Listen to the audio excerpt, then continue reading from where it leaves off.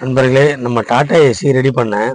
அதில் 2-3 பேர் கேட்டாங்கன்னா, எவ்வளோ வண்டிக்கு செலவாச்சு, நீங்கள் என்னெல்லாம் வேலை செஞ்சீங்க, கொஞ்சம் காட்டுங்கன்னாங்க. இப்போ போடுறேன் பாருங்கள் நண்பர்களே. வண்டிக்கு மொத்த செலவுன்றது வந்து கூட்டி கழிச்சு பார்த்தா ஒரு அமௌண்ட் வந்தது. எவ்வளோன்னா அது சொன்னால் நீங்கள் நம்புறீங்களா என்னான்னு தெரில. நம்ம வண்டி எஃப்சி 4 மாதம் பாரில் தான் இருந்தது. 4 மாதத்துலேயே கொஞ்சம் கொஞ்சம் வேலை செஞ்சுக்கினே வந்தேன். இதை பாருங்கள், டோரு சீட்டு எல்லாமே புதுசாக போட்டேன். என்ன செலவாச்சு பாருங்கள். நம்ம பாடி வந்து புது பாடி, நம்ம பழைய ஆங்கிள் போட்டு பற்ற வச்சு கொடுத்து 31,000 ஆயிடுச்சு. ஏன் 31,000ன்னா, நம்ம சேல்ஸில் இருக்கிற அந்த த்ரெட்டு மரம் போடுறல, போல் நட்டு போடுறல, அதெல்லாம் இத்து போச்சு. கட் பண்ணி எல்லாத்தையும் எடுத்து பற்ற வச்சு நல்லா ஹெவி ஆங்கிள் போட்டு தகடை போட்டு பற்ற வச்சு த்ரெட்டு போட்டு அதுக்கு மேலே பெட்டு போட்டு அதுக்கு மேலே நல்லா அழகாக உட்கார வச்சேன். டோரில் ஒரு டோர் ஃபுல்லாக வேலை பார்த்தேன். ஒரு டோர் புதுசு, ஃப்ரண்ட்டு மாஸ்க்கு ஹெட்லைட்டு எல்லாமே புதுசு, கீழே இருக்கிற பம்பரு எல்லாமே புதுசாக போட்டிருக்கேன். அதனால நிறைய செலவு இழுத்துச்சு.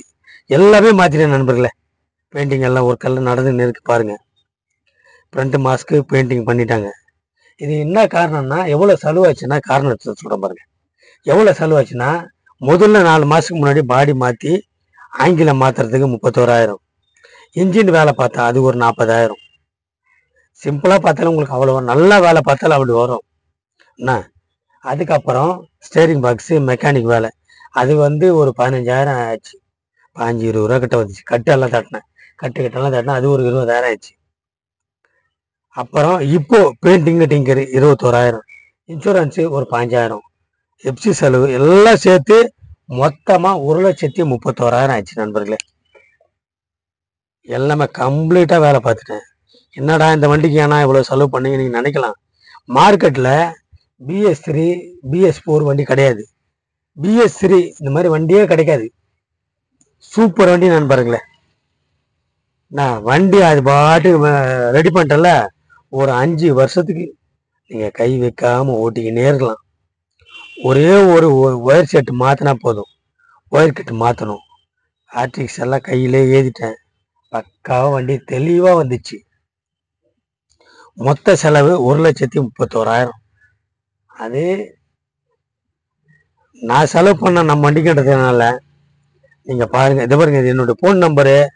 தயவு செஞ்சு நீங்கள் எடுத்தீங்கன்னா நீங்கள் என்ன பண்ணுங்கள், வாட்ஸ்அப் மட்டும் பண்ணுங்கள் நண்பர்களே.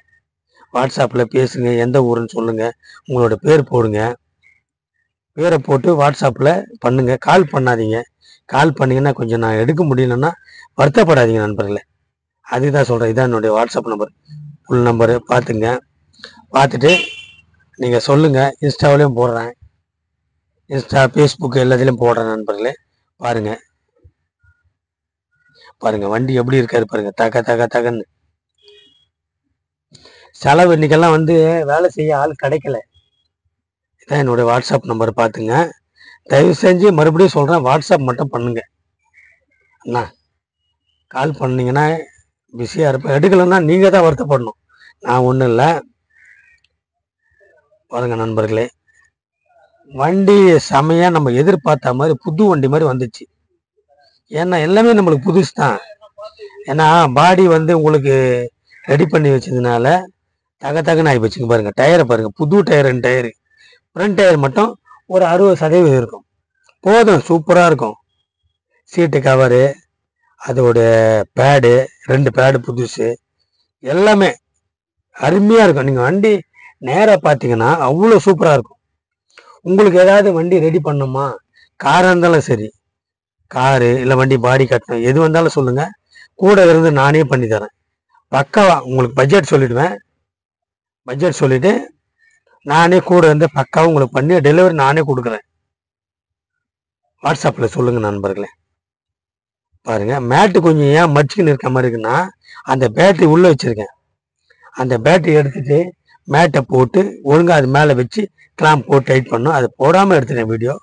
பாருங்கள், கொஞ்சம் அட்ஜஸ்ட் பண்ணுங்கள் நண்பர்களே. வண்டி தரமாக இருக்க நம்ம கிட்ட. பாருங்கள், சூப்பர்.